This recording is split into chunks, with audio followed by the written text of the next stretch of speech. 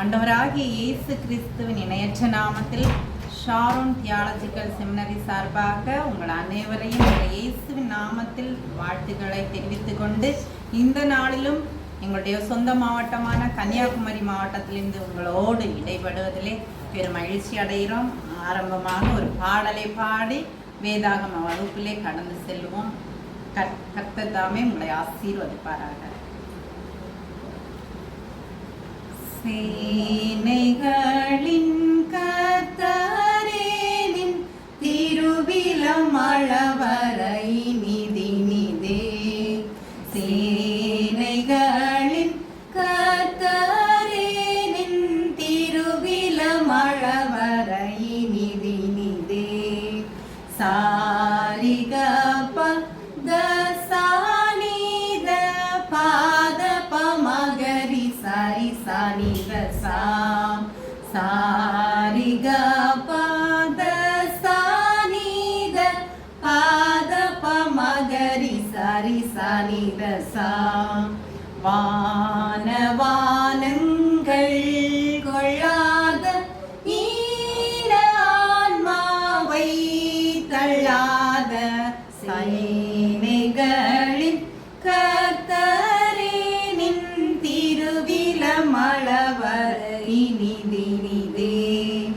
சாரிகப மாக பாத ரீசனித பாமகரி சேனைகளின் கர்த்தரே நின் திருவிலம் அளவரை நிதினிதே. ஈழடியார்க்கே திடும் நின் வசனம் இனிதே இனிதே. இகபர நலமொழிரித மிகு பெயருளைய மதரசெனும் நய சேனைகளின் கர்த்தரே நின் திருவிலம் அளவரை நிதினிதே. சாரிக க ரிக பாப பாப பா த பசா சா சா கரி சனி நித பாப த பமகரி க பமகரி சரிக சேனைகளின் கர்த்தரே நின் திருவிலம் அளவரை நிதினிதே. புவியோர் பதிவான் புகநிதியே புனருயிருரு முழு கருளினிதே. புதுவிடமே புகுமணமே புதுமதியே புரிவோடு இனிதருள் சேனைகளின் கர்த்தரே நின் திருவிலம் அளவரை நிதினிதே. பப்பப்பாரிரி கபமகக கபமக மகரி சரி கரி சசா ரிசானித சா மகரி கபா கபதரி சா ரிசானித பமகரி சேனைகளின் கர்த்தரே நின் திருவிலம் அளவரை நிதினிதே.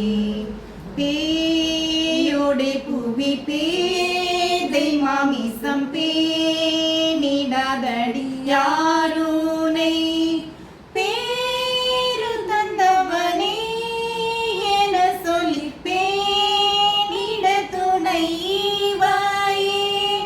பேசரும் உன்னந்தம் பேதைகளின் சொந்தம் பேதமிலானந்தம் பிசகொழியே திடமழியே பெருமலை நீர்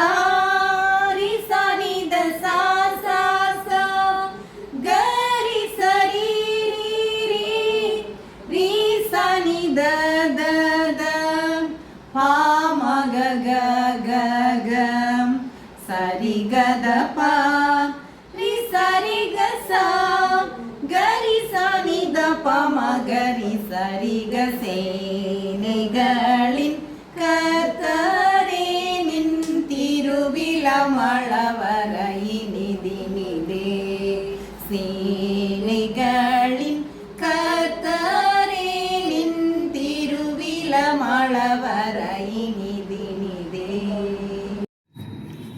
சோத்திரம் சோத்திரம் சோத்திரம் சோத்திரம் சோத்திரம் அல்லேலூயா. நமக்கு சோத்திரம். இந்த சாரோன் டயாலஜி பைபிள் இந்த செமினாரிக்கு தேவனை துதிக்கிறோம், சோத்திரிக்கிறோம். இந்த நேரத்தை கர்த்தர் எங்களுக்கு தந்தபடியால் உமக்கு சோத்திரம்.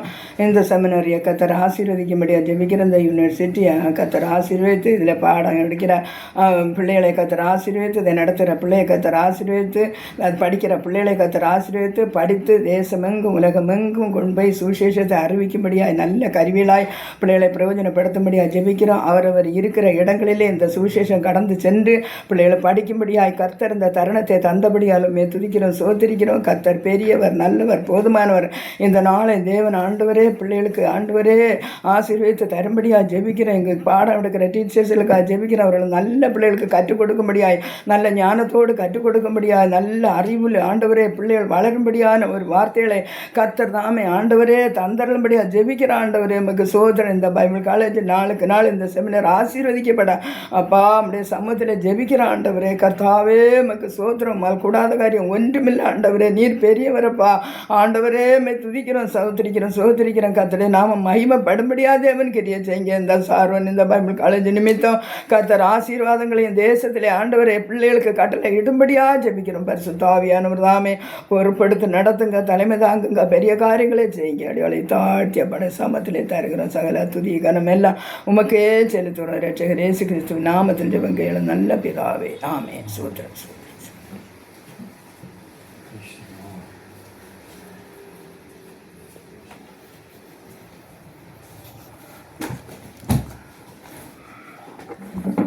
Amen. Praise the Lord. Amen. பரிசுத்த ஆவியானவர் நம்ம மத்தியில் கிரியேசுவாராக. இந்த சாரன் ஆமென் பைபிள் காலேஜ் ஆமென் ஸ்தோத்திரம். இவைகளை கர்த்தாவே ஸ்தோத்திரம். உலகம் பூராவும் பரிசுத்தவான்கள் ஆமென் ஸ்தோத்திரம் கேட்பதற்கும் அநேக பிள்ளைகள் கற்றுக்கொள்வதற்கும் பரலோக தேவண்ட ஒரு தெய்வீக பிரசன்னம் மகிமையும் பரிசுத்தாவினால் உண்டாகுவதற்காக அந்த பரிசுத்த ஆத்மாவை பற்றி நாம் சில வேத வார்த்தைகளை நாம் சிந்திக்க போகிறோம். ஆமென் சிந்திப்போம். அதாவது ஒவ்வொரு மனுஷனும் மனம் திரும்ப வேண்டும், பாவ மன்னிப்பை பெற்று பரிசுத்தாவியை பெற்றுக்கொள்ள வேண்டும் என்று ஆண்டவராகிய இயேசு கிறிஸ்து கொடுக்கப்பட்ட தெய்வீக கட்டளையை நம்ம பார்க்கும்போது ஆமென் இங்கே எழுதியிருக்கிறது. ஆமென் ஸ்தோத்திரம். பரிசுத்தாவியில் ஒரு முத்திரையிடப்பட ஒரு அனுபவத்தை சொல்லப்பட்டிருக்கிறது. ஆமென். மனம் திரும்பி பாவ மன்னிப்புக்கென்று இயேசு கிறிஸ்துவின் நாமத்தினாலே அப்போ மனம் திரும்ப வேண்டும். ஆமென் ஸ்தோத்திரம். மறுபடி திருப்பி தங்களோட பாவ குறைகளுக்காக மனஸ்தாபப்பட்டு அதை ஆமென் ஸ்தோத்திரம் அறிக்கை செய்து ஆமென் ஒரு மனுஷன் ஆமென் பரிசுத்தம் அடைந்து அவன் ஞான ஸ்நானம் பெற்று மறுபடி அவன் பெற்றுக்கொண்டு பரிசுத்த ஆவியானவர். அந்த பரிசுத்த ஆவியானவர் வரும்போது நீங்கள் பலன் அடைவீர் என்று எழுதியிருக்கிறது. ஆமென் ஸ்தோத்திரம். இந்த உலக பிரகாரம் சரீரத்தில் மாம்சத்தில் பலம் இருந்தாலும் தேவ ஆவினால் உண்டாகக்கூடிய பலம் அது விலையேறப்பட்டதாக இருக்கிறது. அது பரிசுத்தாத்மாவில் உண்டாகக்கூடிய பலன் என்று எழுதியிருக்கிறது. அப்போ சில பவுல் சொன்னால் என்னை பலப்படுத்தக்கூடிய ஆவினாலே பரிசுத்தாவினாலே நான் கத்த எல்லாவற்றையும் செய்ய எனக்கு பலன் உண்டு. அப்போ பரிசுத்தாவினால் ஒரு பலன் உண்டு, அது தெய்வீக பலனாய் இருக்கிறது. சிம்சோனை பார்க்கக்கூடிய சமயத்தில் சிம்சோன் ஆமென் ஸ்தோத்திரம் இந்த உலகத்தில் ஒரு பலவானாய் காணப்பட்டான். ஆமென் ஸ்தோத்திரம். ஒரு பெரிய நியாயாதிபதியாய் ஸ்தோத்திரம் இல்லை அன்று இஸ்ரவேல் ஜனங்களுக்கு ஆமென் ஒரு பெரிய நியாயாதிபதியாய் காணப்பட்டிருந்தார். அந்த சிம்சோன் பரிசுத்தாவிக்கு தெய்வ பலத்தோட சிங்கத்தையே கொல்லும்படியான பலம் கொடுக்கப்பட்டிருந்ததுன்னு சொல்லப்பட்டிருக்கிறது. ஒரு கழுதைக்கு தாழமில்ல 1000 பேரை கொல்லும்படியான பலம் கொடுக்கப்பட்டார். பரிசுத்தாவியான தெய்வீக பலம். ஆனால் அதே பலன் எடுக்கப்பட்ட மாத்திரத்தில் திருப்பி ஆமென் ஒரு ஸ்தோத்திரம் சாதாரண ஒரு செத்த ஒரு ஆட்டை போல ஆமென் நாயை போல ஸ்தோத்திரம் அவனுக்கு விழுந்தான். மறுபடி திருப்பி அவங்க கையங்காலில் அவங்க கெட்டினாங்க ஸ்தோத்திரம். அவனோட பலம் போயிட்டுது.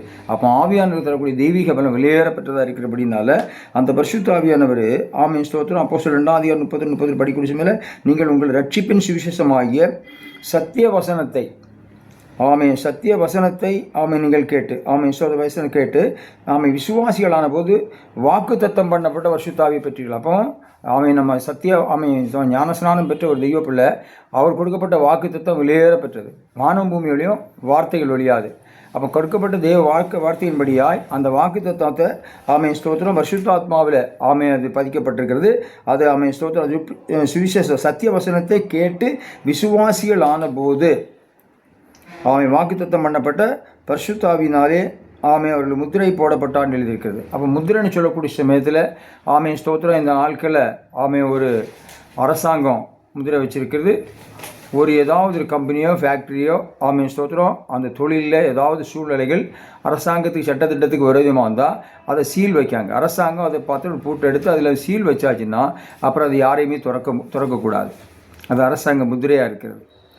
அப்போ அந்த முத்திரைக்கு ஒரு விலை இருக்கிறது. அப்போ பரிசுத்தாவினால் ஒரு முத்திரை ஒரு மனுஷனுக்கு மேலே வரணுமானா அவன் பூரணமாய் பரிசுத்தா அடைவதற்கு தண்ணீர் முழுக்கிற ஞானஸ்நானம் பெற்று பரிசுத்தாத்மாவை அவனுக்கு மேலே வரக்கூடிய சமயத்தில் பரிசுத்தாத்மாவில் முத்திரிக்கப்படுதான். அந்நிய பாஷையின் அடையாளத்தோடு தேவனோட உறவு கொள்ளக்கூடிய சமயத்தில் அவன் தேவனுடைய பிள்ளையாய் மாறுகிறான். இப்போது அவனுக்குள்ளால் தன்னோட செயல் சிந்தனை எல்லாவற்றையும் ஒருமுகப்படுத்தி கர்த்தராகி இயேசுவுக்கு ஒரு பரிசுத்த வாழ்க்கை வாழ்வதற்கு அவன் தன்னை அர்ப்பணிக்கிறான். ஸ்தோத்திரம். அந்த பரிசுத்தாய் வரும்போது அவனோட தெய்வீக பலனடைந்தவனாய் காணப்படுகிறான். ஸ்தோத்திரம். அவன் பார்க்கக்கூடிய சமயத்தில் ஸ்தோத்திரம் அவருக்குள் முத்திரை போடப்பட்டு அவருக்குள் சொந்தமானார்கள் என்று எழுதியிருக்கிறது.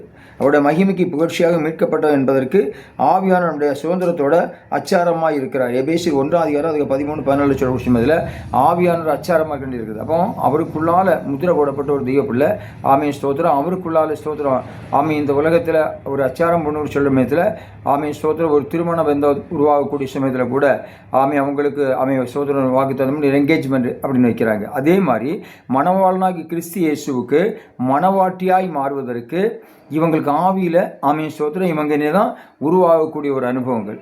மாம்சம் ஆவிக்கு விரோதமாக போராண்டு ஸ்தோத்திரம். ரோமரில் படிக்கிற 8ஆம் அதிகாரத்தில் மாம்சம் எப்படிப்பட்டன எவர்கள் தேவண்ட ஆவியினாலே நடத்தப்படுகிறார்களோ அவர் தேவண்ட புத்திரன் எழுதியிருக்கிறது.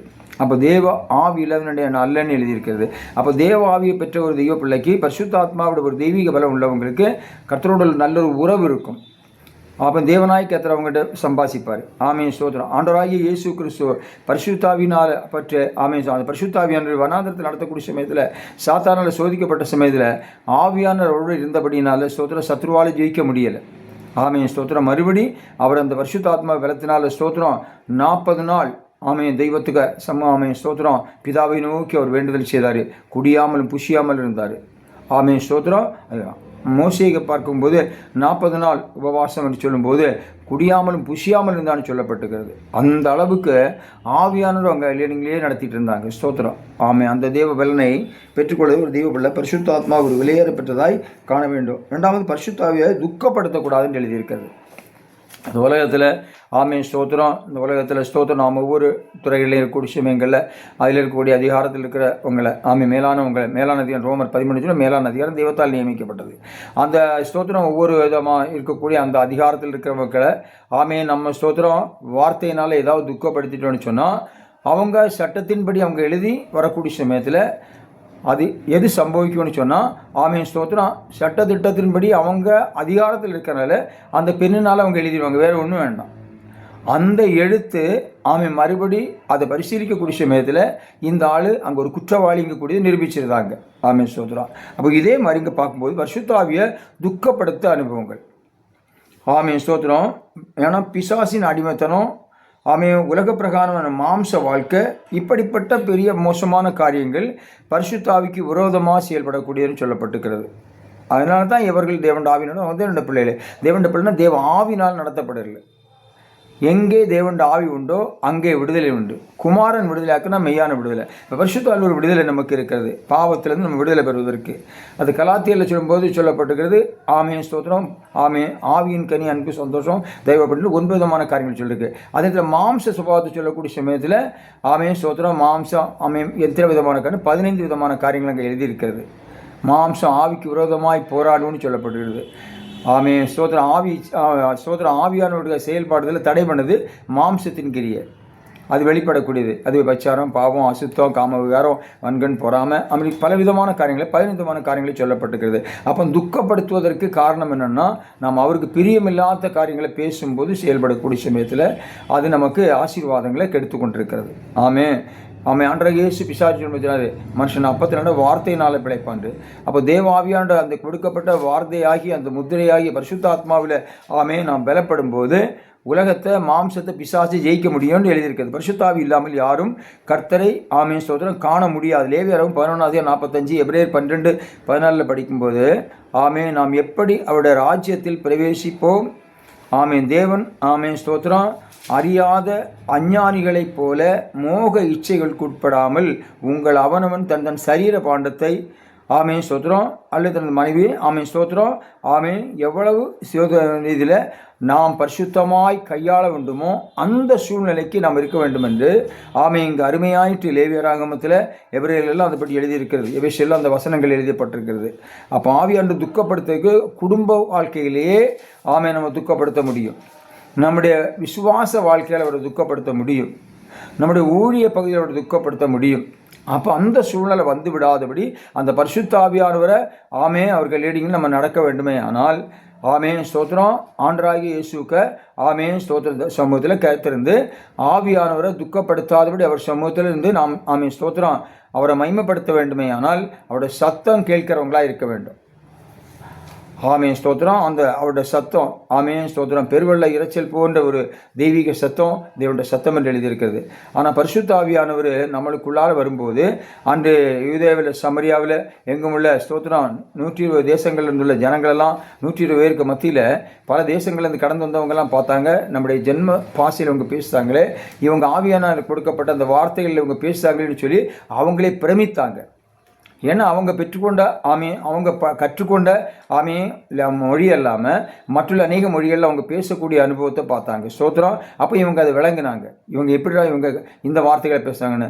அப்போ சில பேதுரெல்லாம் பார்க்கும்போது கல்லாதவர்களாய் காணப்பட்டாங்க. அவங்க தைரியமாக பேசுனா அந்த பரிசுத்தாவிக்கு பலத்தினால்தான். அந்த பலம் தான் அப்போ சில 3ஆம் அதிகாரத்தில் படிக்கக்கூடிய சமயத்தில் அந்த ஆவியின் பலத்தில் தான் யோவான வருமாயிற்று ஸ்தோத்திரம் தேவாலயத்தில் பிரவேசிக்கும் தாயின் வயிற்றிலிருந்து சப்பானியாய் பிறந்த ஒரு மனுஷன் அவனை சுமந்து கொண்டு 4 பேர் இங்கே வைக்கிறாங்க. அவன் வாரம் கிட்ட தான் பிச்சை எடுக்கிறான். அந்த நேரத்தில் தான் பேதுரும் யோவானை உற்று பார்க்காங்க, ஏதாவது தருவானு. அப்போ பேதுரு சொல்லாரு, வெள்ளியும் பொன்னும் எங்களிடத்தில் நசரனாகிய இயேசு கிறிஸ்துவின் நாமத்தில் எழுந்து நடன்னு சொல்லக்கூடிய சமயத்தில் அவனை துள்ளி குதிக்கிறதை நம்ம பார்க்குறோம். ஸ்தோத்திரம்.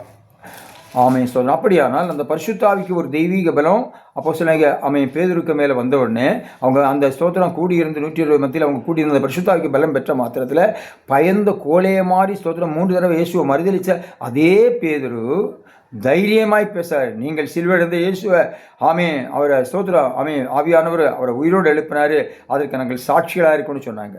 அப்போ அந்த பரிசுத்தாவிக்கு பலம் பயப்படுத்தாது. அடிமத்தன ஆவியில் அது அதிகாரப்படுத்தக்கூடிய ஆவியாக்கும் அந்த ஆவியானவர். அதனால் அவரை துக்கப்படுத்தாமல் இருக்க வேண்டுமே. ஆனால் ஸ்தோத்திரம் நம்முடைய சரீரத்தை நாம் காத்துக்கொள்ள வேண்டும் என்று இருக்கிறது. ஸ்தோத்திரம். நாம் பரிசுத்தமான 1 தெசலோனிக்கர் 1 தெசலோனிக்கர் 4ஆம் அதிகாரம் அதுக்கு 4-5 வசனம் படிக்கும்போது பரிசுத்தமாக்கப்பட வேண்டும் என்பதற்கு தேவனுடைய சித்தத்தில் இருக்கிறது. பாவத்திலிருந்து பிரிக்கப்பட்டு ஸ்தோத்திரம் கர்த்தருக்கு பிரியமான வாழக்கூடிய ஒரு அனுபவம் உண்டாக வேண்டும் என்று தெசலோனிக்கர் எழுதி வைத்திருக்கிறது. அவருக்கு பிரியமான ஜனமாய் வாழ வேண்டும் என்று. ஸ்தோத்திரம். ஏன்னா ஒரு படகு வந்துட்டு தண்ணீருக்குள்ளே இறங்கி ஸ்தோத்திரம் அது அந்த தண்ணீரில் வரக்கூடிய அலைகளை, புயல்களை, கொந்தளிப்புகளை தாங்கி செல்வதற்குள்ள ஸ்தோத்திரம் அந்த படகை இயக்கக்கூடியவங்க அதை கரிசனையாய் நடத்தினா தான் அது அக்கறையில் போய் சேரும். அதே மாதிரி உலகம், மாம்சம், பிசாசு எப்போது நமக்கு விரோதம் பண்ணும்போது ஆவி, ஆத்துமா, சரீரம் இதை பிதா, குமாரன், திரியேக தெய்வத்தில் கொடுவது பரிசுத்த ஆவியானோட ஒரு லீடிங்கோட தான் நாம் அந்த பரலோக ராஜ்யத்தை பிரவேசிப்பதற்கு ஒரு அச்சாரமாக நமக்கு தந்திருக்கிறார். ஸ்தோத்திரம். ஆகையினால அந்த பரிசுத்த ஆவியை என்ன கூடாது, துக்கப்படுத்தக்கூடாது அப்படின்னு எழுதிக்கிறது. அதுக்கு என்ன வேணும்னா பரிசுத்த வாழ்க்கையை நடக்கக்கூடிய பரிசுத்த ஜீவியத்தை காத்துக்கொள்ளக்கூடாது. ஸ்தோத்திரம். அதை பற்றி சொல்லும்போது சொல்லப்பட்டிருக்கு எபேசியர் 4:30 படிக்கக்கூடிய சமயத்தில் பரிசுத்த ஆவியினாலே நாம் மீட்கப்பட்டு நாளுக்காக முத்திரையிடப்பட்ட தேவனுடைய ஆமென் சொந்தம் என்று குறிக்கப்பட்டுள்ளோம். எனவே நாம் அவரை துக்கப்படுத்தக்கூடாது. எபேசியர் 4:30. எப்பொழுதும் நம்மோடு நம்மில் இருக்கவும் பரிசுத்த ஆவியானவர் நமக்கு உதவியாளராக இருக்கிறார். நம்மோடு இருப்பதற்கு நமக்கு உதவியாளர். ஆமென் ஸ்தோத்திரம். அப்படின்னா நமக்காக பரிந்து பேசுவதற்கு அவர் ஒரு வக்கீலாக இருக்கிறார், லேயராக இருக்கிறார். நமக்காக பரிந்து பிசாவிட்டு பேசுவதற்காக, நமக்கு எதிரடையாய் வரக்கூடிய சூழ்நிலை வரக்கூடிய சமயத்தில் அதிகாரமாய் பேசுவதற்கு, அவர் ஆணித்தரமாக பேசுவதற்கு, நாம் அவருக்கு விருப்பத்தின்படி, அவருக்கு சித்தத்தின்படி நாம் செயல்படக்கூடிய சமயத்தில் நமக்காக போராடுவதற்கும் வழக்காடுவதற்கும் எல்லாவற்றுக்கும் போதுமானது தான் இந்த ஆவியானவர். அதனால தான் அவரை துக்கப்படுத்தி விடாதபடி, ஸ்தோத்திரம், உனக்கு முன்னே தூதன் போய்கொண்டிருக்கிறான், வழியில் நீ உன்னை காத்து கொள்ளாவிட்டால் தூதன் துக்கப்படக்கூடாது அப்படின்னு எழுதியிருக்கிறது. ஸ்தோத்திரம். அதனால தான் இயேசு கிறிஸ்து இந்த உலகத்தில் இருந்த நாட்களில் தன்னுடைய சீசரில் அனுப்ப, நீங்கள் புறப்பட்டு போங்கள், சர்வஜாதி சீசராக்கி பிதா குமாரன் பரிசுத்தாவினால அவருக்கு ஞானஸ்நானம் கொடுங்க என்று இந்த பரிசுத்தாவியான முத்திரை காணிக்க கொடுக்கிறார். ஸ்தோத்திரம். ஸ்தோத்திரம். அந்த ஆவியானவரை அங்கே சொல்றாரு. ஸ்தோத்திரம். அப்போ பரிசுத்தாவினால அவங்க ஞானஸ்நானம், அவங்க பரிசுத்த ஆக்கப்படணும் அப்படின்னு அவங்களுக்கு ஒரு அதிகாரத்தை கற்றுக் கொடுத்து அவங்களை அனுப்புகிறாரு. ஸ்தோத்திரம். ஆகையினால நாம் பெற்றுக்கொண்ட அந்த பரிசுத்தாவை துக்கப்படுத்தாதபடி நம்ம ஜீவியத்தை காத்து கொள்ள வேண்டும் அப்படின்னுட்டு பைபிள் நம்மளால் படிக்கிறது. ஸ்தோத்திரம். ஏன்னா நம்மளோட இந்த பார்க்கக்கூடிய சமயத்தில் சரீரம் எப்போது முதலாவது இருந்த பேர் தான். அந்த நேரத்தில் ஆவியை பெறல, பரிசுத்தாவியான மாம்சத்தில் தான் ஒரு குழந்தை இந்த உலகத்தில் பிறக்கிறாங்க. 51 சங்கீதத்தில் படிக்கக்கூடிய சமயத்தில் தாவீது ராஜா ஒரு தவறு செய்து போட்டார். பட்சபால் எடுக்கக்கூடிய சமயத்தில் சூழ்நிலை செய்து அவர் ஒரு பாவத்துக்குள்ளே விழுந்த உடனே, என் தாய் என்னை பாவத்தில் கர்ப்பம் தரித்தாள் அப்படிங்காரு. அப்படியானா அந்த ஒரு பாவ செயலை அங்கே எடுத்து சொல்றாரு. ஆனால் எனக்கு உள்ளத்தில் அந்த பரிசுத்த வாழ்க்கை வாழ முடியலையேன்னு கதறக்கூடியது. பரிசுத்தாவை எடுத்துக்கொள்ளாரும் மறுபடி இதை தான். ஏன்னா தவறு புரிந்த உடனே ஆவியானத்தை விட்டு போயிட்டாரு, உங்களுடைய பயம் அவருக்கு உண்டாகுது. பயத்துடனே கர்த்தரை செய்வீங்கள், நடுக்கத்துடனே களி கூறுங்கள், குமாரன் கோபம் கொள்ளாமலும் நீங்களே வழியில் அழியாதபடிக்கு அவரை முத்தஞ்சுங்கள், கொஞ்ச காலத்தோட கோபம் பற்றி அண்டிக்கொள்கிற அவரும் பாக்கியவான்கள். இப்போ பரலோக ராஜ்யத்துக்கு போகக்கூடிய தெய்வ பிள்ளை இந்த பரிசுத்தாவியை பெற்றவங்க அந்த பரிசுத்தை துக்கப்படுத்தாதபடி பல சூழ்நிலைகள், சந்தர்ப்பங்கள், நமக்கு பலவிதமான பிரதிகூலங்கள் உண்டாகும், பிரச்சனைகள் உண்டாகும். சில நேரத்தில் விசுவாச வாழ்க்கையில் நம்ம கடந்து போகக்கூடிய சமயத்தில் நம்மோடு பழகினவங்க உண்டு, உறவாடி இருந்தவங்க எல்லாம் சில நம்மளை கைவிடுவாங்க, நமக்கு விரோதமாக செயல்படுவாங்க. அந்த சூழ்நிலை வரும்போது நாம் அந்த இடத்துல இருக்கணும். எப்படி இருக்கணும்? அதுக்கு இயேசு அதுக்கு தான் மாதிரி. நாம் யாரும் மனுஷிகத்தில் நம்ம வாழ்ந்துருக்கோம், ஆனால் அவர் இயேசு அதுக்கு மாதிரியாய் நமக்கு வைத்து போன அடிச்சோட நம்ம பின்பற்ற வேண்டும். நானே வழி சத்தியம் ஜீவன் என்ன இல்லாமல் ஒரு பிதாவை ராஜ்யம் வர முடியாதுன்னு சொன்ன அந்த ஆண்டவர் இயேசு கிறிஸ்து அவரை அடிக்கக்கூடிய சமயத்தில் கடந்து பிதாவே இவர்களை மன்னியும் என்று நமக்கு அவர் போதித்ததை நம்ம பார்க்க முடியும். அந்த மன்னிப்பு ரட்சிப்புக்கு வெளியேற பெற்ற அலங்கரிக்கக்கூடியது மன்னிப்பு தான். ஸ்தோத்திரம். பிதாவே மன்னியும் அப்படிங்காரு. அப்போ அன்பு, அந்த அன்பு அப்போ பூ அது பூவாய் மலர்கிறது. 7 விதமான பூக்களாய் சிலுவையில் மலர்ந்து நம்ம பார்க்குறோம். அதில் அன்பு தான் வெளியேறப்பட்ட அந்த அன்பினால தான் ஸ்தோத்திரம். அவர் ஸ்தோத்திரம் பாருங்க, ஸ்தோத்திரம் மன்னிக்கிறார். அவருக்குள்ளால் அவ்வளவு தூரம் தேவ அன்பு இருந்தபடினால அந்த அன்புனால இவ்வளவெல்லாம் சித்திரவதை பண்ணதில் பிதாவே மன்னியோன்னு சொல்ல, இதை பார்த்தவங்களே உண்மையிலேயே அவருக்கு ஜீவன் பிரியும் போது இவர் உண்மையான தெய்வ புத்திரன் அப்படின்னு சாட்சி கொடுக்குறாங்க. அது மாதிரி நம்ம வாழ்க்கையிலையும் பிரதிகூலங்களும் பிரச்சனைகளும் போராட்டங்களும் நெருக்கங்களும் நிந்தைகளும் அவமானங்களும் வரக்கூடிய சமயத்தில் இந்த பரிசுத்தாத்மாவை குறித்து நாம் சாட்சி கொடுக்குறாங்க. ஸ்தோத்திரம். வெள்ளியங்கேரி ஸ்தோத்திரம். ஸ்தோத்திரம். வெளிநாட்டிலேருந்து அமெரிக்காலேருந்துலாம் ஸ்தோத்திரம் கடந்து வந்து இந்தியா பகுதியில் அவர் கடந்து வந்தார். ஸ்தோத்திரம். கேரளா பகுதியில் கடந்து போனார். அவர் ஊழிய பகுதியில் வரக்கூடிய சமயத்தில் அவரோட மனைவி ஒரு ஸ்தோத்திரம் மெண்டலான சூழ்நிலையில் காணப்பட்டாங்க. அப்புறமா அவர் கைனாலேயே அவரை அடக்கம் பண்ண, தண்ட பிள்ளை இறந்ததை அவர் கைனாலேயே குழி தோண்டி புதைக்கிறார். நினச்சி பாருங்கள், நம்ம ஒரு பிள்ளை இறந்து போனால் எத்தனை பேர் வந்து நின்று நமக்கு ஆறுதல் சொல்லுவாங்க. அதை அடக்கம் பண்ண குடி சமயத்தில் நம்ம அழுதுட்டு குடி சமயத்தில் அவங்க நம்மளை பக்குவமாக பார்த்து ஒதுக்கி விட்டுக்கிட்டு அவங்க அந்த காரியங்களை நிறைவேற்றுவாங்க. சோதரா. ஆனால் அவர் கைனாலேயே குழி எடுத்து அந்த பிள்ளையை அடக்கம் பண்ணுவார். அதே மனுஷன் மறுபடி திருப்பி பாருங்கள், ஒரு இந்து மனுஷனில் ஒருத்தன் இறந்து போயிட்டா அவன் மனைவி மறுபடி திருப்பி உலகத்தில் தொடர்பு வைக்கக்கூடாது, தன்னோடு அவளுக்கு கற்பை இழந்துடக்கூடாதுன்னு நினச்சிக்கிட்டு உடன்கட்டை ஏறுத அனுபவம். புருஷனோடு அவனை எரிக்கும்போது அவளை சாடணும், அவளை எரிச்சிருவாங்க, உயிரோடு அவன் செத்து இருக்கான். அப்போ இந்த மாதிரி உள்ள சட்டத்தை கூட அவர் போராடி அதில் வெற்றி வாங்கி தந்தார் இந்தியாவில். அப்போ எப்படிப்பட்ட காரணம் என்ன? அவர் பெற்றோட பரிசுத்த ஆவியானவரை அவர் மகிமைப்படுத்துகிற உடனே ஆவியானவர்களை லீடிங்னால அந்த பலத்தோட தான் இவ்வளவு ஒரு இந்திய தேசத்தில் இந்த தேசத்தில் இப்படி ஒரு காட்சி. காரணம் என்ன? அது பரிசுத்த ஆவியானவர். ஆகையினால அவர் துக்கப்படுத்தாதபடி வாழ்ந்து கொண்டிருப்போமே ஆனால் நம்முடைய வாழ்க்கை இன்பமானதாக இருக்கும். இந்த உலகத்தில் நம்ம ஸ்தோத்திரம் பாடுகள் வழியாக கடந்து போகலாம், உபத்திரம் வழியாக கடந்து போகலாம். வறுமை சில நேரங்களில் விசுவாச வாழ்க்கையில் நம்ம ஊழிய பகுதியில் சில நேரம் நம்ம நம்பினவங்கெல்லாம் கைவிட்டு ரெண்டாவது நம்ம பல இழப்புகள் சில நேரங்களில் சந்திக்கலாம். ஆமேன் ஸ்தோத்திரம், ஆமேன் ஸ்தோத்திரம். அநேக பரிசுத்தவான்கள் தங்கள் வாழ்க்கையில் ஆமேன் தங்களுடைய ஸ்தோத்திர வீடு, நிலங்கள், புலங்கள் எல்லாவற்றையும் விட்டு ஆண்டவரை உத்தமமாக பின்பற்றி வந்தாங்க. ஒரு நேரத்தில் ஆகாரம் கூட ஒரு நாளில் ஒருவர் கேரளா பகுதியில் ஒருவர் அவன் ஊழியம் செய்த நாட்களில் நல்ல வயசான நேரத்தில் ஊழியம் செய்துட்டு வராரு. ஒரு சொந்த சகோதரனே அவரை பார்த்துட்டு போகிறார். அவர் விழுந்து குழுதியில் விழுந்து கிடக்காரு. அந்த நேரத்தில் பார்த்துட்டு அவர் பார்க்காத மாதிரி சொந்த சகோதரன் போகிறாரு. அவருக்கு உள்ளே எப்படி இருந்திருக்கும்? அவர் அருமையான ஒரு பாடல் அங்கே பாடுதார். ஆமென். கண்டும் காணாதையாய் போகுந்த லோகத்தில் அப்படி நடப்பது உலகம் நம்மளை கண்டும் காணாமையும் போயிடும் அப்படின்னு பாருங்கள். ஸ்தோத்திரம். அந்த சூழல் மறுபடியும் ஒரு பசியாக இருந்த நேரத்தில் நல்ல பசியும் தாகமாக இருக்குது. ஒரு கடையில் போய் தண்ணி கேட்காரு. அவர் தண்ணி கேட்கக்கூடிய சமயத்தில் ஒரு வாழையில் நிறைய அந்த அந்த வாழைக்குலை கட்டி கிளை ஒரு சிவப்பு அது கீழே விழுந்துட்டு அதை எடுக்க சொல்கிறார். இவரே அதை குனிஞ்சு எடுக்கார். அப்போ நினச்சாரு ஏற்கனவே நல்ல பழுத்துக்களை விழுந்துட்டு மண்ணில் விழுந்தனால சாப்பிடுங்கன்னு சொல்லுவார் போலுக்குன்னு நினச்சி அந்த தண்ணி வாங்கி குடிச்ச மாதிரி கேட்டார். ஆனால் அதை எடுத்து அங்கே வைக்க சொல்லிட்டு போய் அது திருப்பி மறுபடி அதே பழத்தை எடுத்து வேஸ்ட்டு போடக்கூடிய கூடையில் தூக்கி போடுறாங்க. அதனால் அந்த பழத்தை அவர் சாப்பிட கொடுக்கல. ஆனால் இவர் உடனே தன்னுடைய கரத்தை உயர்த்தி ஆசீர்வதிச்சுட்டு போகிறார் அந்த இடத்த. நம்மளால் நிறைவேற்றி கூட முடியாது இப்படிப்பட்ட சூழ்நிலை. அந்த சூழ்நிலைகள் வரும்போது எதுக்காக ஆண்டவரே நாங்கள் இந்த பகுதியில் கடந்து வந்தோம்னு சொல்லுவோம். ஆனால் பரிசுத்தாவியை துக்கப்படுத்தாமல் இருக்கு டெஸ்ட்டு. ஆமே ஸ்தோத்திரம்.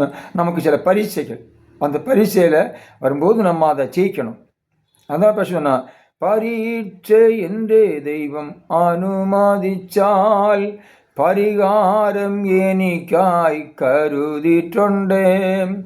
എന്തിനെന്ന് ചോദിക്കില്ല ഞാൻ, എൻ്റെ നന്മയ്ക്കായെന്നറിയുന്നു ഞാൻ. എന്തിനെന്ന് ചോദിക്കില്ല ഞാൻ, എൻ്റെ നന്മയ്ക്കായെന്നറിയുന്നു ഞാൻ. அப்போ அது எதனால ஆண்டவரே இந்த பரிசு எதனால இந்த பாடுன்னு கேட்க மாட்டேன்னு பாட்டு பாடுறாரு. ஆமே சாத்ராக் மேஷாக் ஆபேத்நேகோ ஆண்டவருக்கு பரிசுத்தமாக வாழ்ந்த நேரத்தில் அவரை தூக்கி பாருங்கள். ஆமே சோதரம் அந்த 7 விதமான இதில் பயங்கரமாக இருந்த பக்கம் 7 மடங்கு அதிகமாக நெருப்பை மூட்டி நேபுகாத்நேசர் நாட்களில் அவங்கள அக்கினி சூளையில் போடுதாங்க. அதே ராஜா பார்த்துருக்கும்போது ஆமே ஸ்தோத்திரம் அங்கே 4வது ஒருவர் வந்திருக்காரு தேவகுமார்னு கொடுத்துன்னு அது ராஜாவே தன் கண்ணால் பார்க்காரு. விடுதலையோடு அங்கே இருக்கா. அவங்கள தூக்கி கொண்டு நெருப்பில் போட போனவங்களே எரிஞ்சிட்டாங்க பாருங்க. இப்போது அதே ராஜா சொல்றாரு, சாத்ராக் மேஷாக் ஆபேத்நேகோ என்பது தேவனே சகலதையும் செய்கிற வல்லமுள்ள தெய்வம், அதனால இனி அவங்க பேரில் யாருமே குறை சொல்லக்கூடாது, அப்படி சொல்றவங்க வீடு எருக்களமாயிரும்னு சொல்லிட்டு ராஜாவே சாட்சி கொடுக்குறாரு. தானியேல் அதே மாதிரி ஆமே ஸ்தோத்திரம் ஆமே ராஜ வணக்கம் இல்லாதபடி தெய்வத்தையே வணங்கி 3 நாள் ஜெபம் பண்ணபடினால செபத்தில் குற்றம் பிடிச்சி அவரை தூக்கி சிங்கக்கவியில் போடுதாங்க. ஆனால் மறுபடி ராஜா தூங்கலை. காலும்போது தானியேலே ஜீவனுடைய தேவனுடைய குமாரனே நீ இடவிடாமல் ஆராதிக்கிற தேவன் தப்பு வைத்தார். ஆம் ராஜா, உமக்கு முன்பாகவும் உண்மையாக இருந்தேன், தேவனுக்கும் உண்மையாக இருந்தேன், ஆங்கில தேவன் என்னை விடுவித்தார்னு சொல்ல மாதிரி சத்துருக்களை போட்ட உடனே வினாடிக்குள்ளார அவர்களெல்லாம் எலும்ப வர முறிச்சு எல்லாம் சாப்பிட்டு போட்டுது. ஆகையினால இந்த பரிசுத்தாத்மாவை நம்மளுக்கு தந்திருக்கூடிய இந்த ஆவியானவரை துக்கப்படுத்தாதபடி இருப்போம்னா நாம் துக்கத்தில் மூழ்கக்கூடிய சமயத்தில், நான் துக்கமாகி சூழ்நிலை நம்ம தகர்ந்து போன்னு நிற்கக்கூடிய சமயத்தில், பிரதிகூலத்தின் மத்தியில் இனி வாழ்க்கை முடிஞ்சிட்டு அஸ்தமிச்சுட்டு நம்ம பயப்படக்கூடிய சமயத்தில் பயப்படாதே, நான் உன் தேவன், திகையாதே அப்படின்னுட்டு கர்த்தரோட ஒரு தெய்வீக சத்தம் நம்ம காலையில் பரிசுத்தாவியானோட ஒரு சத்தம் நம்மளை அந்த மெல்லிய சத்தம் நம்ம இருதயத்தை வரும். அது மாதிரி 2வது பார்க்கும்போது என்னுடைய அனுபவத்தில் நான் பார்த்துருக்கிறேன். என்ற ஒரு ஸ்தோத்திர அன்பு மகன் 22 வயசு நேசித்தோர் மகன் 22 வயசு ஜெயக்குமார், அவன் இந்த வாழ்க்கை ஓட்டத்தை முடிக்கிறான். ஆஸ்பத்திரி கூட எடுக்கலன்னா என் பிள்ளைகளும் துக்கப்பட்டேன். நான் அவ்வளோ வைராக்கியமாய் காணப்பட்ட நேரத்தில் என் அன்பு மகன் கடைசியில் நான் உடனே பிள்ளைலாம் துக்கத்தில் படுத்திருக்கும்போது நான் அந்த துக்கமான சூழ்நிலை அவங்களெல்லாம் ஆறுதல் படுத்தி படுக்க வச்சு மறுபடியும் ராத்திரி 1 மணி இருக்கும். நான் அப்படியே என் உள்ளத்தில் ஆண்டவரே நீர் வளர்க்க தந்தீர் வளர்த்தேன், உங்களுக்கு விருப்பமான நேரத்தில் நீங்கள் எடுத்திருக்கீங்க. 17 நாளைக்கு முன்னே நீங்கள் தெளிவாக ஒரு தரிசனத்தை காண்பித்து ஆண்டவரை நன்றி செலுத்தேன்னு சொல்லிட்டு நான் ஜெபிக்கும். அப்படி மனசுக்குள்ளே நிற்கும் போது என் கண்ணு முன்னால் வெண்மையான வஸ்திரம் தெரிச்ச ஒரு 50 லட்சத்துக்கு மேலே வாலிபர்கள் இருப்பாங்க. எல்லோரும் ஒரே மாதிரி வந்து இருக்காங்க. நான் இருக்கக்கூடிய அந்த பயங்கரமான அந்த மாளிகையில் அவன் வந்து என்கிட்ட நிற்கான். அதில் விரல்து கூட போகாது. அதுக்குள்ளோடி இவன் நல்ல பருமனாக இருக்கான். அதுக்குள்ளோடி அப்படியே பறந்து போயிட்டான் அந்த விருத்துக்கு தான். அப்போ பலகணி துவாரம் வழியாய் கடந்து வரேன்னு எழுதியிருக்கிறது மாதிரி அந்த பரிசுத்தாத்மாவுக்கு பலம் பெற்ற ஒரு தெய்வ பிள்ளை இந்த உலகத்தில் ஆவியானவருக்கு முதிரையோடு அவரை துக்கப்படுத்தாதபடி ஜீவிப்போம்னா மரணம் என்று ஒன்று இருக்கிறது. ஆமே, கிறிஸ்துவுக்குள் மரிக்கிறவங்க, ஆண்டவராக இயேசுக்குள்ளே மரிக்கிற தெய்வ பிள்ளை அடக்கம் பண்ணப்படுது. இதை தானியேலின் புத்தகத்தில் 12ஆம் அதிகாரத்தில் எழுதக்கூடிய நீயோ வென்றால் உன் சுதந்திர வேதத்தை அது பங்குடையதற்கு இளைப்பாரி கொண்டு அப்போ இளைப்பாறுதல் ஆக்கும். கல்லறையில் சுகமாக தூங்கிட்டு இருக்கோம், ஒரு நாளில் எழுப்புவார் ஆண்டவர். அப்போ பரிசுத்தாத்மாவை பெற்று அவர் துக்கப்படுத்தாதபடி ஜீவிக்கிற பிள்ளை ஒரு அடக்க ஆராதனை நடத்தி வந்திருந்தாங்க. அவங்க விதைப்பதுன்னு தான் சொல்லுவாங்க. விதைச்சது ஒரு நாளில் முளைக்கும். அப்படி வரும்போது தேவனாகி கர்த்தருடைய காவலம் நுறுக்கக்கூடிய சமயத்தில் அந்த கல்லறை உடைக்கப்பட்டு அவங்க உயிரோடு எழும்புவாங்க. ஆனால் ஆமென் ஸ்தோத்திரம், உயிரோடு இருக்க நாம் மருவம் அடைவோம். இப்படிப்பட்ட ஒரு அனுபவத்தை தான் இந்த பரிசுத்த முத்திரை. அப்போ அது அநேக வேலைகளில் நம்ம ஜீவியத்தில் ஆமென் குறைகளோ குற்றங்களோ மீறுதல்களோ பிழைகளோ வரும்போது நம்ம அவரை துக்கப்படுத்த வேண்டிய சூழ்நிலை உண்டாகும். அதனால தான் நீங்கள் அவரை துக்கப்படுத்தாமல் உங்கள் ஜீவியத்தை காத்துக்கொள்ளுங்கன்னு ஆவியான நமக்கு அதான் ஆவியான சொல்லுதே காதுள்ளவன் கேட்க கிடவான். அப்போ காது, அப்போ அதை கவனமாக நம்ம கேட்கணும். நீங்கள் மனம் பொருந்தி செவி கொடுத்தால் தேசத்தின் நன்மையை புசிப்பீர்கள். மாட்டோம் என்று எதிர்த்து என்றால் பட்டயத்துக்கிறார். பட்டயம் அது வேத வசனமாகிய பட்டயம், ஆவியின் பட்டயம். அது இருபுறமும் கருக்குள்ள பட்டயம். பேசக்கூடிய எங்களையும் சிக்ஷிக்கும், கேட்கக்கூடிய மக்களாகி உங்களையும் சிக்ஷிக்கும். ஆகையில இந்த பரிசுத்தாத்மாக்க வார்த்தையை கேட்கிற பிள்ளைகள் ஆகிய நீங்கள் இந்த நாட்களில் இந்த கல்லூரியில் ஆமென் ஸ்தோத்திரம் இல்லையா நீங்கள் கற்றுக்கொள்ளது நீங்கள் இந்த வேத வசனங்களை ஆவியானவர் எந்த அளவில் நம்மளை நடத்தணும், அதுக்கு நம்ம எப்படி அவரை துக்கப்படுத்தாத நம்ம வாழ்க்கையை காத்துக்கொள்ளணும்னு சொல்லிட்டு நம்ம கற்றுக்கொள்வதற்கு தான் அநேக வாக்குத்தத்தமான வசனங்களை கற்று எழுதியிருக்காரு. அதான் பைபிள் சொல்லுது, வானமும் பூமியும் ஒழியும் வார்த்தைகள் ஒழியாது. அப்போ ஸ்தோத்திரம், ஆதியில் வார்த்தை இருந்து அது தேவனிடத்திலிருந்து அது மனுஷனுக்கு ஜீவனாக இருந்தது, ஒளியாக இருந்தது. ஆமீன் ஸ்தோத்திரம். அப்போ அது ஜீவனை கொடுக்கறது தான், தான் ஒளியாக இருக்கிறது தான், வழியாக இருக்கிறது அதுதான். ஸ்தோத்திரம். நானே வழியும் சத்தியமும் ஜீவனமாக இருக்கிறேன் என்ன எல்லாம். அப்போ அந்த ராஜ்யத்துக்கு போவதற்கு தேவனாகிய கர்த்தர் தண்ட பிராணன் அந்த உலகத்தில் சிலுவையில் அவர் மரித்து நான் போகிறேன், தேற்றவானாகிய பரிசுத்தாவி உங்களுக்கு நான் அனுப்பி தருகிறேன், அவர் சத்தியத்தில் உங்களை நடத்துவான்னு எழுதிக்கிறது. சத்திய ஆவி என்று அவருக்கு பேர் சொல்லப்பட்டுகிறது. ஆகிய சத்தியத்தோடு சத்தியம் உங்களை விடுதலையாக்கும். அந்த தெய்வீக விடுதலையை பெற்றுக்கொள்வதற்கு ஆவி ஆத்துமா சரீரத்தை நாம் பரிசுத்தமாய் காத்துக்கொள்ள அவரை துக்கப்படுத்தாதபடி நாம் காத்துக்கொள்ளும் போது ஆண்டருக்கு பிரியமான ஜீவியம் செய்ய முடியும். ஆகையினால தெய்வ பிள்ளைகள் ஆகிய நீங்கள் உங்களுக்கு ஜீவியத்தை காத்துக்கொண்டு அவருக்கு பிரியமாய் வாழுங்க. அந்த பரிசுத்த ஆவியானவர் உங்களை ஸ்தோத்திரம் இந்த உலகத்தில் வாழ வைத்து அவருக்கு பிரியமான பிள்ளைகளாக இருந்து ஆமீன் ஸ்தோத்திரம் அவரோடு வாழ்வதற்கு நம்மளை ஆமீன் ஸ்தோத்திரம் நிரந்தரமாக இவரோட வாழ்வதற்கு நம்முடைய ஸ்தோத்திரம் சேர்த்து கொள்வார். அதற்காக நாம் யாவரும் ஆண்டவராகிய இயேசுவுக்கு சாட்சிகளாய் வாழுவோம். இந்த கல்லூரியில் கற்று அநேக வேத வசனங்கள் அநேகர் கற்றுக் கொடுத்து அநேகர் ஊழியத்தில் உருவாக்குவோம். கர்த்தர் தாமே உங்களை ஆசீர்வதிப்பாராக. ஆமென். ஆண்டவராகிய இயேசு கிறிஸ்துவின் நாமத்திலே மறுபடியும் ஷாரோன் வேதாகம கல்லூரியின் அத்தனை நல்லுளங்களை இயேசுவின் நாமத்திலே வாழ்த்துகிறோம். இந்த நாள் எங்களுடைய ஊழியத்தை குறித்ததான ஒரு சில கருத்துக்களை எங்களுடைய கிளை ஊழியங்களை குறித்தும் சொல்லி அடுத்த படிநிலைக்கு கடந்து செல்கிறோம். முதலாவதாக இந்த ஊழியம் வாலிப பிள்ளைகளை ஆண்டவருக்குள்ளாய் வளர்க்கும்படியாய் ஒரு வேதாகம கல்லூரியை கொண்டு வந்து நீங்கள் எல்லாரும் பயன் பெற்றிருக்கிறபடியாய் அப்படியாய் பல்வேறு திட்டங்களுடன் செயல்பட்டு கொண்டு வருகிறது. அது மாத்திரமல்ல, ஷாரோனின் கடிதம் என்ற பத்திரிகை ஊழியத்தையும் வல்லமையாய் கர்த்த பல தேசங்களுக்கும் எடுத்து சென்று ஆண்டவரை அறியாத பிள்ளைகளும் அந்த பத்திரிகையை படிப்பதன் மூலமாய் அதில் பல்வேறு திட்டங்களை வாலிப பிள்ளைகள் வேதத்தை படிக்க வேண்டும் என்கிறதான ஒரு குறிக்கோளோடு ஒரு குறுக்கெழுத்து போட்டியை கொண்டு வந்ததன் மூலமாக அநேகர் பயன்பெற்று வருகிறார்கள். அதன் பரிணாமமாக சிறுவர் ஊழியத்தையும் செய்வதற்காக இந்த நாட்களிலே பல்வேறு திட்டங்களை ஆயத்தப்படுத்தி அகில உலகத்திலும் உள்ள தமிழ் ஊழியர்கள், தமிழ் தேவ சபைகளிலே உள்ள இண்டிபெண்டன்ட் சுயாதீன சபைகளிலே இந்த வேதாகம பாட வகுப்பை ஒருமித்து ஐக்கியமாக செய்வதற்கான திட்டங்களை செய்து வருகிறார்கள். அது சீக்கிரத்திலே கர்த்தருடைய கிருபையின்படி அதுவும் வல்லமையாக எடுத்து அநேகரை வெடித்து பரவுவதாக செய்து அநேக ஆத்துமாக்களை ஆண்டவருக்குள்ளாய் கொண்டு வரும் என்பதில் எந்த விதமான ஐயமும் இல்லை. அதன் தொடர்ச்சியாக ஷாரோனின் தரிசனம் என்கிறதான டிவி சேனல் தொலைக்காட்சி ஊழியங்களை கர்த்தர் இந்த நாட்களை திட்டமாய் கர்த்தருடைய மகன் மூலமாய் சகோதரன் இவாஞ்சலிஸ்ட் டேனியல் ராஜு ஐயா அவர்கள் மூலமாய் அதை செய்து அதற்கான அத்தனை தேவைகளும் முடிவடைந்த நிலையில் வருகிற ஜனவரி மாதம் 26ஆம் தேதி நம்முடைய தொலைக்காட்சிகளில் இந்த டிவி சேனல் வர இருக்கிறது. நீங்கள் எல்லாரும் உங்களுடைய சபையின் நோக்கங்கள் தேவைகள் எல்லாம் சந்திக்கப்படும்படியாக ஒவ்வொரு ஊழியர்களுக்கும் ஒவ்வொரு சபையின் பிள்ளைகளுக்கும் அவர்களுடைய திறமைகளை வெளிப்படுத்தும்படியாக இந்த ஷாரோனின் தரிசனம் தொலைக்காட்சி அனைவருக்கும் பிரயோஜனம் உள்ளதாய் கொண்டு வரப்பட்டிருக்கிறது. நீங்களும் உங்களுடைய சபைகளிலும் உள்ள தேவைகளை உங்களுடைய போதகர்கள் ஊழியர்களுக்குள்ள தேவைகளை இதிலே உங்களுடைய தேவைகளை சொல்லும் பொழுது ஆண்டவர் தாமே அகில உலகத்திலும் உள்ள தமிழ் மக்களை கொண்டு எங்களுடைய தேவைகளை பூர்த்தி செய்ய வல்லமை உள்ளவராக இருக்கிறார்.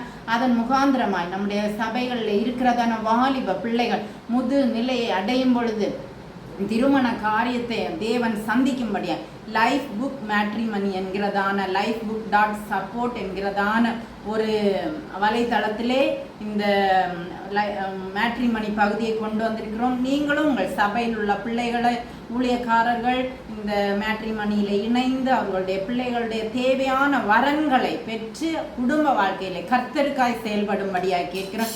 இப்படியா இந்த ஊழியங்கள் வெடித்து பரவுகிறதான பல்வேறு கிளைகளை கொண்டு கர்த்தருக்காக எப்படியாகிலும் இணைந்து தேவ ராஜ்யத்தை கட்ட வேண்டும் என்று நீ ஆயத்தப்படு. உன்னோடு கூட ஒரு கூட்டத்தை ஆயத்தப்படுத்தி என்கிறதான தேவ திட்டத்தின்படியா இந்த காரியங்களை ஷாரோன் வேதாகம கல்லூரியின் ஃபவுண்டரும் சிஇஓமா இருக்கிறதான அருமை சகோதரர் இவாஞ்சலிஸ்ட் டேனியல் ராஜு ஐயா அவர்கள் தெய்வ திட்டத்தின்படி தூர தரிசனத்தின்படி செய்து கொண்டிருக்கிறார்கள். நீங்களும் பங்கு பெற்று பயன்பெறுங்கள்.